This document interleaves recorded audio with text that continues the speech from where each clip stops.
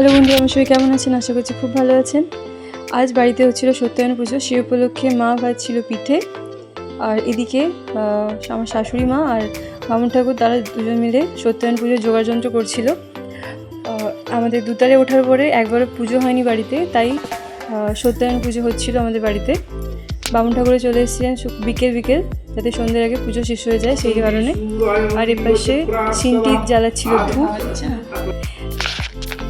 আর সিনটি এখানে ধুনোতে হাওয়া করবে বলে দিদির সাথে ঝগড়া করছিল। আর এদিকে আমরা সবাই বসেছিলাম একপাশে পুজোর দেখার জন্য। কাঁসর ঘণ্টা শাঁখ সবাই নিয়ে বসেছিলাম পুজো দেখার জন্য। আর এখানে পুজো চলতে অনেকটা টাইম লেগে গেছিলো পুজো করতে। আর এখানে বামুন ঠাকুর খুবই ভালো পুজো করেছিলেন বাড়িতে। এদিন বাড়িতে পুজো শেষ হওয়ার পর আরও কিছু হয়েছিল, সেটা দেখার জন্য নেক্সট পার্টের জন্য অপেক্ষা করতে হবে। তো অবশ্যই আমার এই সেকেন্ড পার্টটি অবশ্যই দেখবেন। আর আমার মিল বক্স যদি আপনাদের ভালো লেগে থাকে অবশ্যই লাইক শেয়ার কমেন্ট করে দেবেন এবং আমাকে ফলো করবেন। Tata, bye bye.